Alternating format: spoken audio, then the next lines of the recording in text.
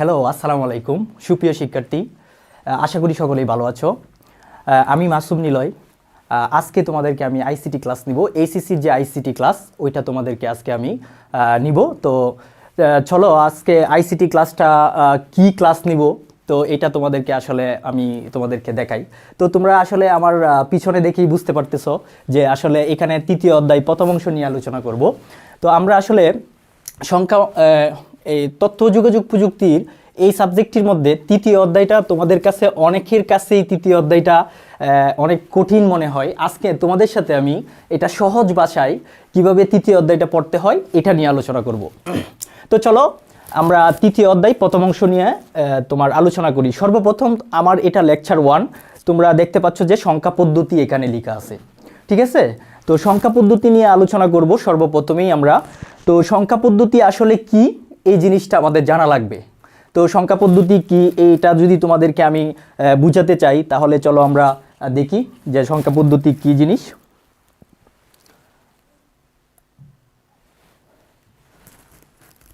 দেখো এখানে সংখ্যা পদ্ধতি ইংলিশে বলা হইতেছে নাম্বার সিস্টেম।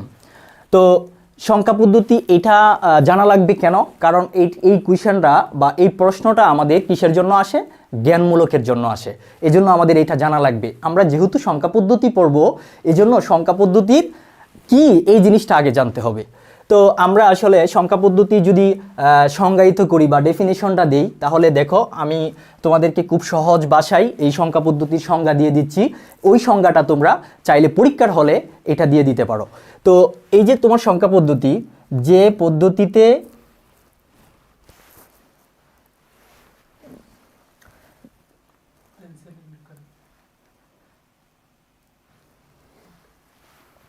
দেখো যে পদ্ধতিতে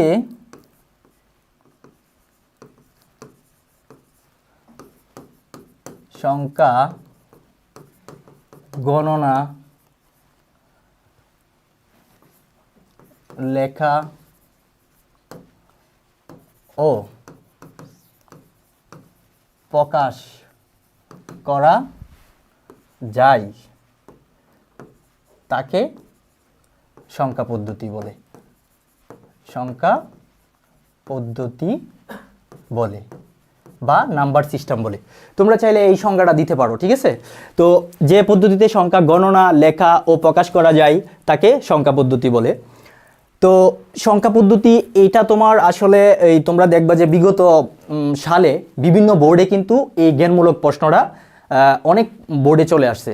সো আমরা যেহেতু এখানে সংখ্যা পদ্ধতি পড়ব, এই জন্য এই সংখ্যা পদ্ধতিটা আমরা জেনে নিলাম। আচ্ছা, এরপরে দেখো আমরা এখান থেকে সংখ্যা পদ্ধতির প্রকারভেদ বা সংখ্যা পদ্ধতির যে প্রকারভেদ আছে বা ভিত্তি আছে ওইটা আমার জানতে হবে। আমরা সংখ্যা পদ্ধতির প্রকারভেদটা পরে জানবো, আগে আমরা সংখ্যা পদ্ধতির বেসটা জেনে যাব। তো সংখ্যা পদ্ধতির বেস কি? একটি সংখ্যায় ব্যবহৃত মোট অঙ্ক বা ডিজিটকে ওই সংখ্যা পদ্ধতির বেস বলা হয়। তো আমরা এটা তোমাদেরকে লিখে দিচ্ছি আমি। দেখো যে একটি সংখ্যায় ব্যবহৃত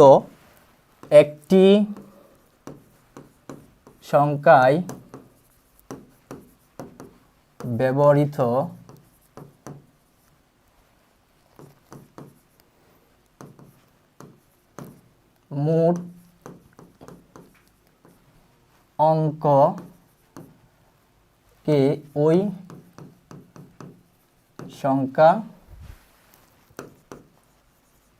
পদ্ধতির বেস বা ভিত্তি